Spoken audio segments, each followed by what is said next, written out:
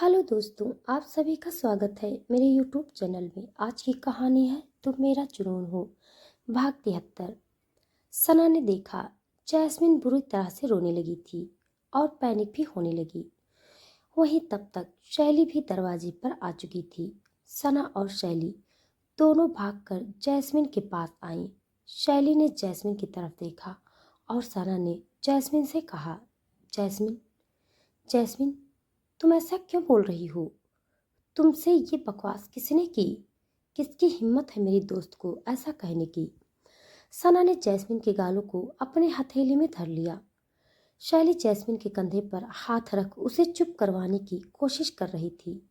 सना के हथेली पर ही जैस्मिन ने अपने चेहरे की ताकत रख दी और कुछ देर रोने के बाद उसने खुद अपने आंसू पूछे और सना और शैली को एड्रेस करते हुए कहा, मैंने मैंने कोई गलती नहीं की है। तुम दोनों को पता है, मु- मुझे मोहित ने कहा कि मैं दूसरे मर्दों के साथ संबंध रखती हूँ।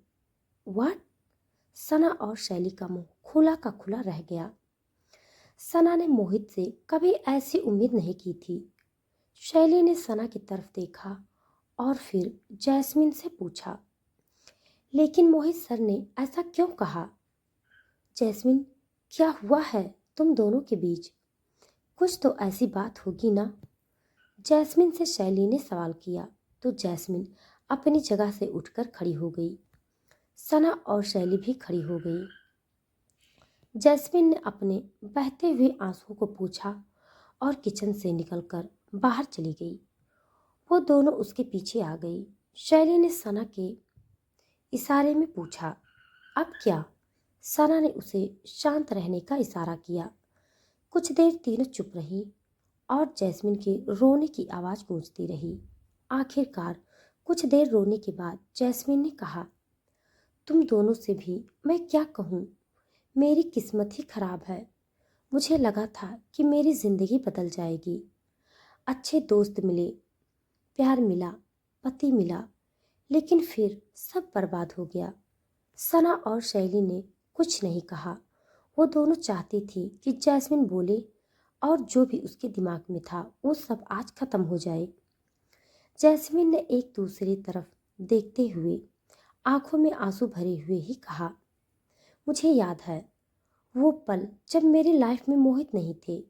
शिमला की गलियों में मैं बस एक छोटा मोटा काम करती थी। आंखों में हजारों सपने थे। मैं उन सपनों को जीना चाहती थी। मैं भी आम लड़कियों की तरह अपनी लाइफ एंजॉय करना चाहती थी, लेकिन किस्मत को ऐसा मंजूर नहीं था। और फिर एक दिन वो हुआ जो मैंने कभी नहीं सोचा था। क्या हुआ उस दिन? सना ने सवाल किया। वो एक कदम आगे बढ़ाई। जैस्मिन ने आगे कहा, जानती हो, मेरी और मोहित की शादी इतनी शांति से क्यों हो गई?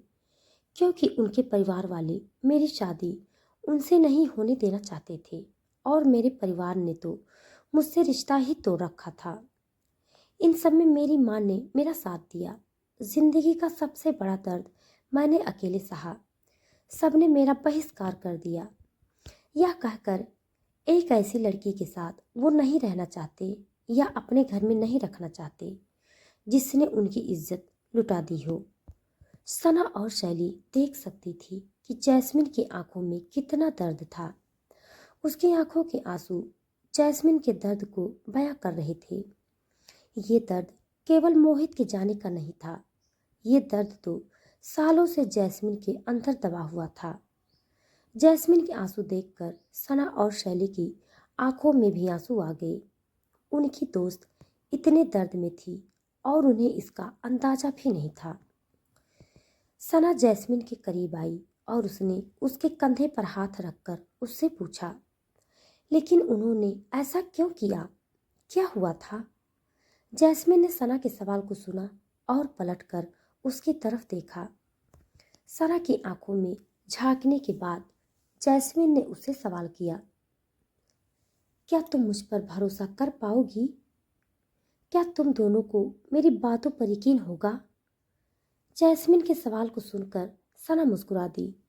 उसने जैस्मिन के आंसुओं को अपनी उंगलियों से पोंछा और एक बड़ी बहन की तरह उसके गालों को अपनी हथेली में भरकर प्यार से कहा, क्या तुम्हें मुझसे ये सवाल करने की जरूरत है जैस्मिन? हम सभी सहेलियां एक दूसरे की जान हैं। तुम जो भी कहोगी ना, मैं उस पर आंख बंद कर भरोसा करूंगी। सना ने अपनी बात कही ही थी कि शैली भी जैस्मिन और सना के करीब आ गई। उसने जैस्मिन के हाथ को अपने हाथ से पकड़ लिया और कहा, हाँ, सना बिल्कुल सही कह रही है। तुम्हारी बातों पर यकीन करने के लिए हमें किसी सबूत की जरूरत नहीं है। प्लीज हमें बताओ, तुम्हें किस बात का डर है? तुम क्यों मोहित सर से अलग होकर आई हो? क्यों उन्होंने तुम्हारे लिए ऐसे शब्दों का इस्तेमाल किया जिसे सुनकर हमारे सीने में दर्द हो रहा है? अपनी दोनों सहेलियों को बात सुनकर जैस्मिन रोते रोते मुस्कुराई और उसने बताना शुरू किया, मुझे याद है वो दिन जब बारिश की तूफानी रात थी और शिमला के पास ही एक शो हो रहा था। मुझे एक फेमस मॉडल और एक्ट्रेस बनना था और मुझे कॉन्सर्ट शो देखना बहुत पसंद था। मैं लाइव कॉन्सर्ट देखने के लिए गई थी और वहाँ पर बहुत भीड़ थी। सब लोग अपनी मस्ती में थे और मैं भी वहाँ पर अपनी दोस्त के साथ गई थी। उसने कहा था कि उस कॉन्सर्ट में कुछ लोग ऐसे थे जिन्हें वो जानती थी और वो मेरी हेल्प करना चाहती थी। वो बड़े बड़े लोग थे और उन्हें न्यू कमर मॉडल और एक्ट्रेस की तलाश थी। मैं और मेरे दोस्त हम दोनों वहाँ पहुँच गए। रात तूफानी जरूर थी, लेकिन वहां पहुंचने के बाद किसी तूफान का कोई मोल ना रहा। फिर क्या हुआ? शैली ने पूछा। जैस्मिन उठकर खड़ी हो गई और खिड़की के पास खड़ी हो गई। हल्की हल्की रात हो चली थी। स्ट्रीट लाइट्स जल चुकी थी। जैस्मिन खिड़की से बाहर देख रही थी। सना और शैली की नजरें उसके पीठ की तरफ थी। जैस्मिन ने उधर देखते हुए कहा, मैं जब वहां गई तो मेरी दोस्त ने उन 3 आदमियों से मुझे मिलवाया। उन लोगों ने कहा कि मैं बेहद सुंदर थी और बिल्कुल मेरी तरह ही उन्हें मॉडल की ज़रूरत थी, अपनी कंपनी के लिए चाहिए थी।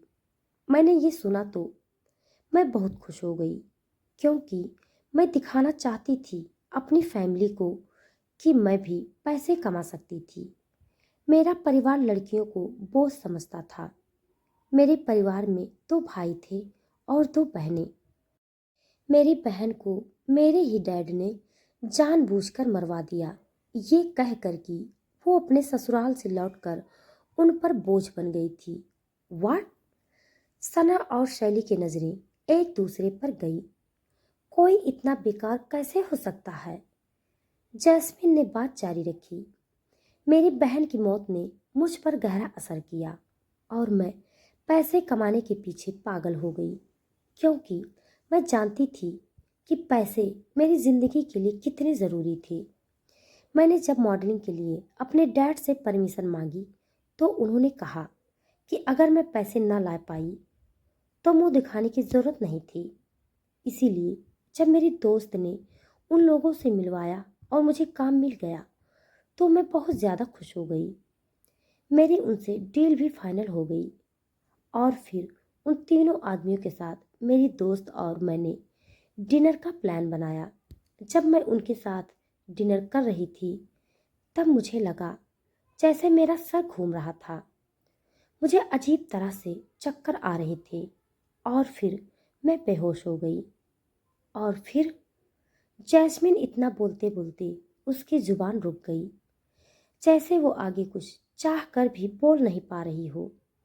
उसके होंठ कांपने लगे थे और आंखों में आंसुओं ने फिर घेरा बना लिया था। कुछ आंसू गालों पर बहने लगे, लेकिन जैस्मिन ने हिम्मत जुटाई और कहा, अगली सुबह जब मैं होश में आई तब सब बर्बाद हो चुका था। मेरे कपड़े मेरे बदन पर नहीं थे और वो तीनों आदमी जिन्होंने मुझे मॉडलिंग की जॉब पर ऑफर की थी वो तीनों मेरे बेड पर बिना कपड़ों के मेरे बगल में सोए हुए थे। उस उस दिन मेरी जिंदगी तबाह हो गई।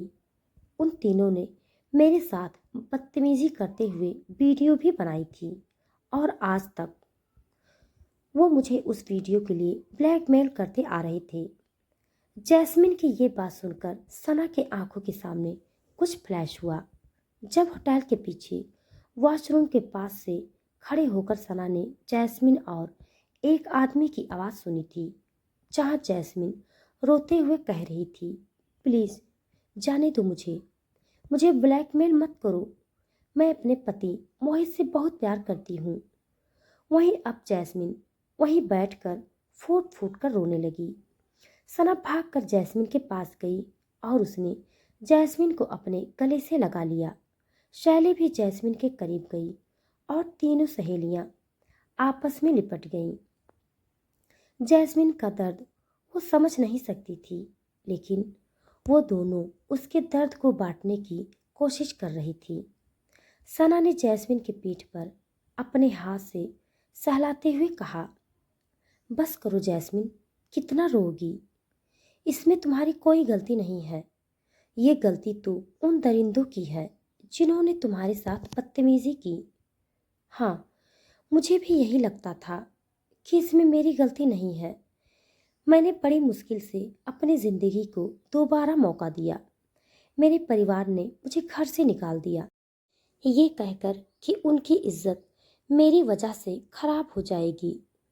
बहुत कुछ झेलने के बाद खुद को समझाया और फिर मोहित मिले। लेकिन अब मैं क्या करूं जब खुद मोहित ने मुझे ये समझ लिया कि मैंने अपनी मर्जी से उन लोगों के साथ वो सब। जैस्मिन कहते हुए रोने लगी। उसने आगे कहा, मुझे मोहित पर यकीन था। मैं सोचती थी कि मोहित मुझसे सच्चा प्यार करते हैं और उन्हें मेरा सच जानने का अधिकार है। लेकिन जब मैंने उन्हें रिकॉर्डिंग दी तो उन्होंने मुझे ही गलत समझ लिया। तुम बताओ, मैं कहाँ गलत हूँ? मुझे अब नहीं जीना है। मैं मरना चाहती हूँ सना, मैं मरना चाहती हूँ।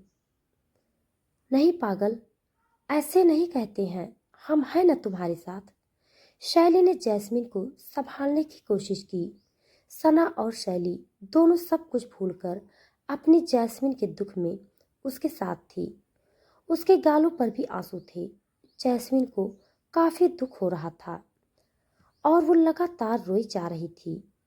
जैस्मिन कई घंटों तक सुबकती रही। सना और शैली उसे शांत भी करवा रहे थे। सना चाहती थी कि जैस्मिन अपना सारा दुख दर्द रो कर हल्का कर सके। वो दोनों जैस्मिन का हाथ थाम कर उसके पास बैठी रहीं। लेकिन वहां बैठे बैठे सना के मन में चल रहा था, मोहित भाई, मैं नहीं जानती थी कि आपकी सोच इतनी घटिया और छोटी है। मुझे आपसे बात करनी होगी। मैं अपनी दोस्त की ये हालत नहीं देख सकती। मैं आपसे जल्दी ही मिलने आ रही हूँ। तो दोस्तों, आज के लिए बस इतना। इसके आगे का भाग जानने के लिए आप हमारे साथ बने रहिए। हमारी कहानी आप सबको कैसी लग रही है कमेंट बॉक्स में ज़रूर बताइएगा।